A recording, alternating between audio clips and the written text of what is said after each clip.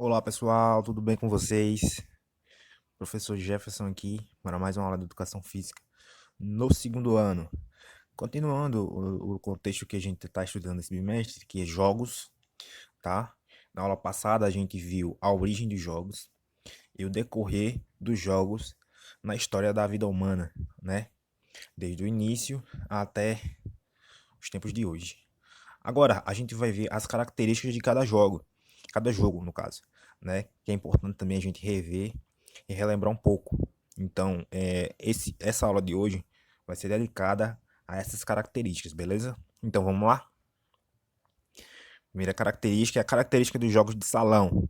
Bom, os jogos de salão possuem facilidades de práticas em locais fechados ou pequenos, tá?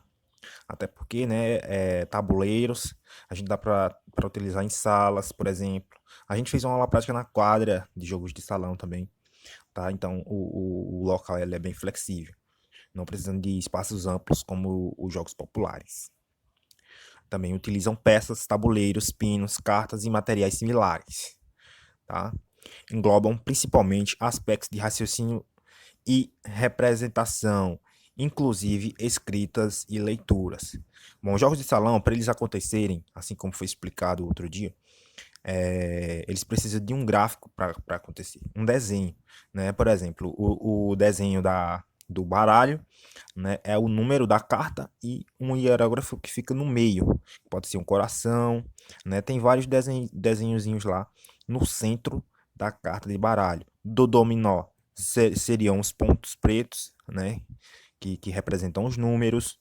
Na dama e no xadrez o próprio tabuleiro, certo? Então o jogo de salão ele tem essa característica.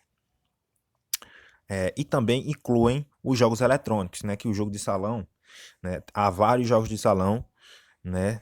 De maneira eletrônica. Se você for lá no Google Play Store, né?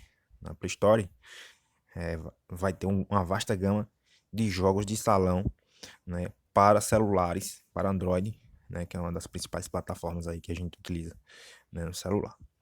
Vamos lá para a característica dos jogos populares.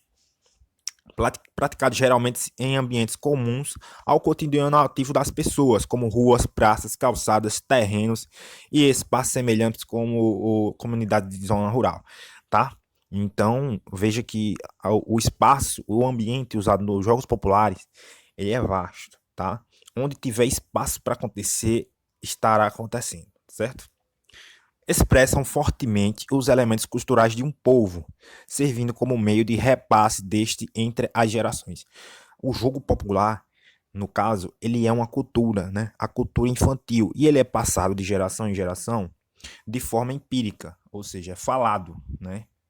É de pai para filho. Porque teve jogos que você aprendeu que você nem lembra quem te ensinou. Como, por exemplo, o jogo da velha, né? Um exemplo que eu dei em sala. Quem foi que te ensinou o jogo da velha? Muitos não vão saber quem foi. Então, esse jogo ele é passado de geração em geração de forma empírica, tá? Engloba principalmente elementos representativos, motores e sensoriais do movimento. Então, a importância da prática dos jogos quando a gente é criança, né? Que a coordenação motora, né?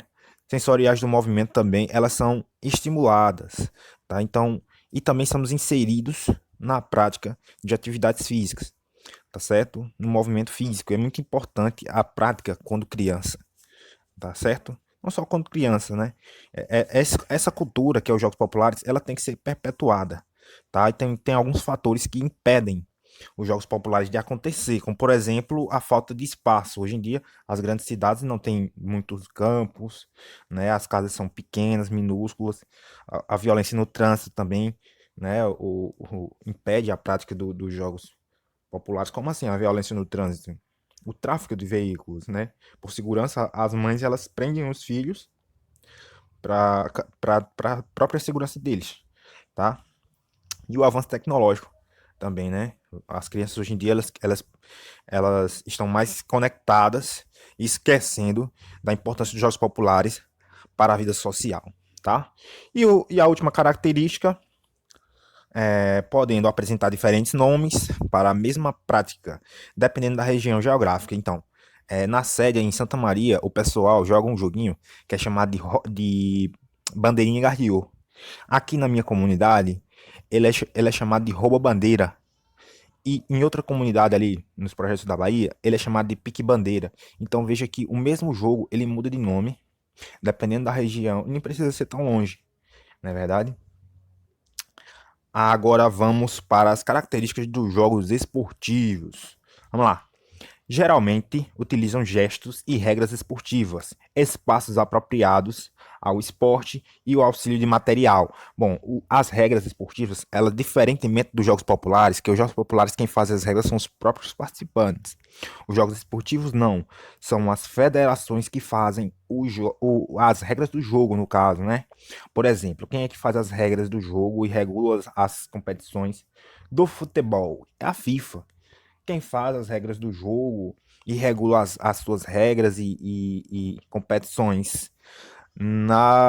Por exemplo, deixa eu dar um exemplo aqui, no handebol, a IHF, tá? Então, cada esporte ela tem uma federação específica, tá? E o material ele tem que ser padrão, tá beleza?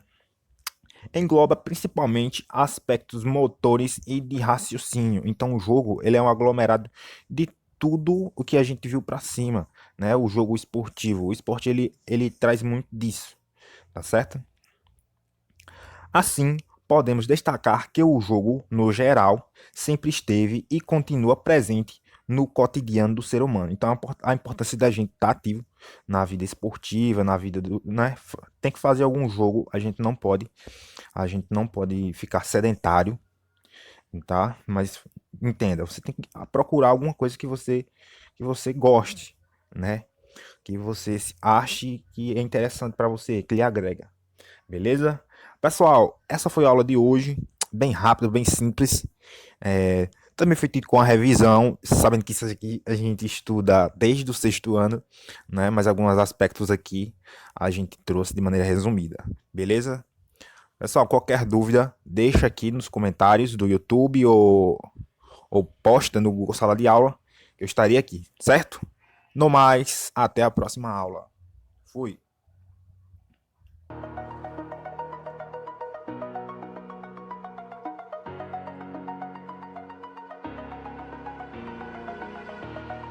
Over the edge, feel like I'm floating through the air.